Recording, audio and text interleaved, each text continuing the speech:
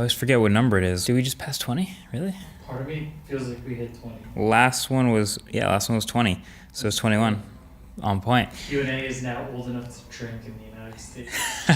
Hey, what is up guys? MKBHD here and welcome to Ask MKBHD version 21. Just turned the mic on. Hey, what is up guys? MKBHD here and welcome to Ask MKBHD version 21. We've done one every month of this year so far. This is number 10 of the 12 for 2017. It's October. I reached out on Twitter, asked you guys what you wanted to know. And these are your best questions. Thoughts on the demonetization situation and how has it affected you? So I think I've touched on this before, but I've been almost completely unaffected by the demonetization problems that a lot of YouTubers have been having in the past year or two. But just because it's not happening to me doesn't mean it's not happening.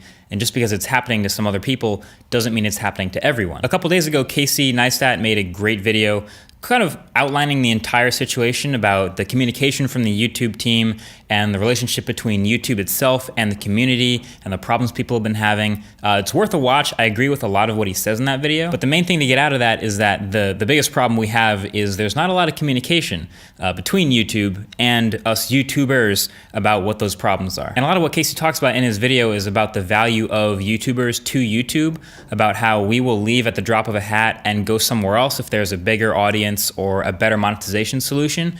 But I think the problem is YouTube is the biggest audience, has been for years, and will be for a long time. So I actually don't see YouTubers leaving YouTube anytime soon, no matter how bad this monetization situation gets, because it's still the biggest audience. So anyway, I have a lot of thoughts about that, but essentially I've been unaffected. I'm just keeping my ear to the ground and keeping a finger on the pulse and trying to figure out what other people think too. Which dual camera setup do you prefer most? One with a secondary monochrome or one with the telephoto lens?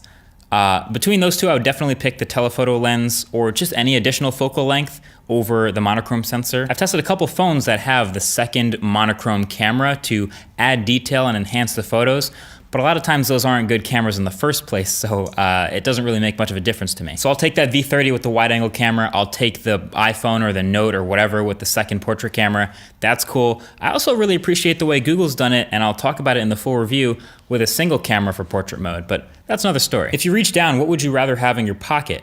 Red or iPhone 10? Well, I do have two pockets, so if I reach down and, why not both at this point? One of the speakers on the bottom of the iPhone 7 Plus and 8 Plus doesn't actually work. Could Apple have put a headphone jack there instead? Listen, the headphone jack is dead. Headphone jack's not coming back.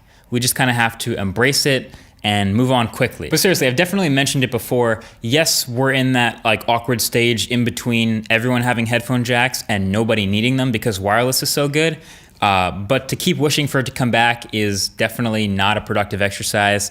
Just gonna have to move along. Any updates on your professional ultimate frisbee career? What teams are you playing for and where can we see your games? So it's the off season right now. It's about to be winter. The professional ultimate frisbee season is generally during the summer, and when the summer rolls around, I always tweet where you can see our games, when you can see our games. That's the best place to find that. But right now it's the off season. It's more of like college ultimate and club ultimate and just other fun stuff. LA Clippers wins set at 42.5 over or under. I'm gonna go with over. Yeah, you know what, I'm optimistic. I'm gonna go with the over on this one. But I have to mention, I will be watching Rockets games also now because I'm a Chris Paul fan. That's the original reason I became a Clippers fan. Now he's a Houston Rocket.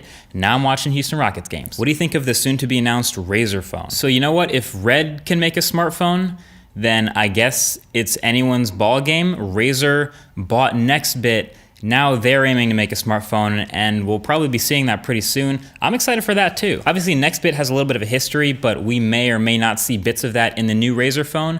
But Razer is a gaming peripheral and gaming device maker right now. So I kind of expect to see a lot of cues from that sort of stuff in the new smartphone, plus combined with maybe some of Nextbit's past. It'll be interesting to see. I'll definitely try to cover that when it comes out. ZTE Axon M, why do you hate it? It's kind of a cool concept. So yeah, I tweeted about this the other day that ZTE Axon M has come out. It's a foldable smartphone, but not really. It's more of a dual screen phone with a hinge in the middle that just kind of unfolds like that. I agree, it's a cool concept. Keyword being concept, but the actual execution, when you look at the final result, just doesn't look good at all. Now I can appreciate trying to one-up Samsung where you have a feeling they're gonna do some sort of a foldable display in the near future, so you try to be first to that.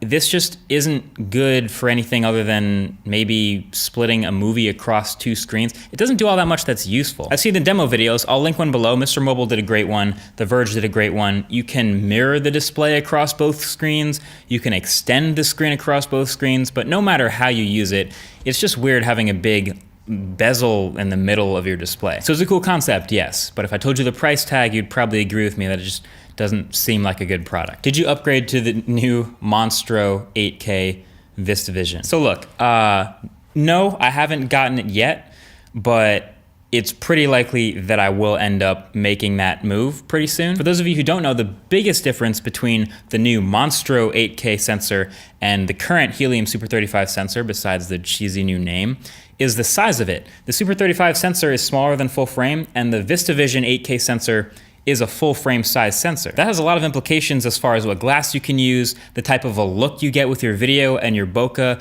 and the type of flexibility you get. And you having a much wider angle lens in a smaller area, it's actually useful for those hands-on areas.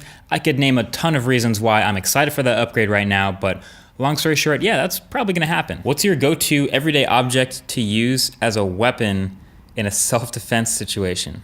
That makes it seem like I have like an answer already, like a go-to. Would it be cheating to say the weapon just because it's already a weapon? That's exactly what I would do. Yeah, you could hurt somebody with this. It's mostly metal and it's got sharp edges and it has a handle. Yeah. Yep, that'll do it. Go-to meal after a game of Ultimate, that's easy, Chipotle, for sure. Can you solve a Rubik's Cube? Oh, I don't have one, but I can solve one face of a Rubik's Cube. I have those algorithms memorized and I can get the first row around the face, and then I don't know any of the rest. Whose vision of the future will win, Google or Apple? Both are focusing on different things. Google is software versus Apple hardware. That's an interesting question. I kind of think you have to have both. Obviously, there's advantages with going with either way. Apple's ecosystem built around their super premium hardware is amazing, but on the other end of things, like Google being able to improve things on the fly and add features and have essentially a modular experience with their software also has huge advantages, but it's nothing without the hardware and vice versa. So you kind of have to have both. And I think both are realizing that and trying to build that way. Apple is trying to build up their ecosystem to compete with Google's massive ecosystem of products. And Google's trying to build their own hardware, build their own phones like the Pixel to compete with Apple's ecosystem of hardware. Where do you find your awesome glitch funk electro intro songs? Seriously, I'm in love with that genre. Well, thank you. I don't really have like one source I always go to for music, but I can tell you that in the past couple of videos, the intros you've been hearing are unreleased tracks from Alta's new album. I will link it below. I've heard the whole thing. I'm not allowed to like share that entire thing, but I'm giving you these little sneak peeks, and they're releasing a new track from that every Wednesday. Again, just click the link. It's expanding in playlist. It's amazing. Hey, either way, I'm gonna end it right there. Thank you for tuning in to this quick episode of your questions and answers. It's been fun, but I'm gonna get right back to this review video I'm making, and then a whole bunch of other stuff coming up for October and November. It's just that time of year. There's a lot of new products. Either way, thanks for watching. Talk to you guys in the next one. Peace.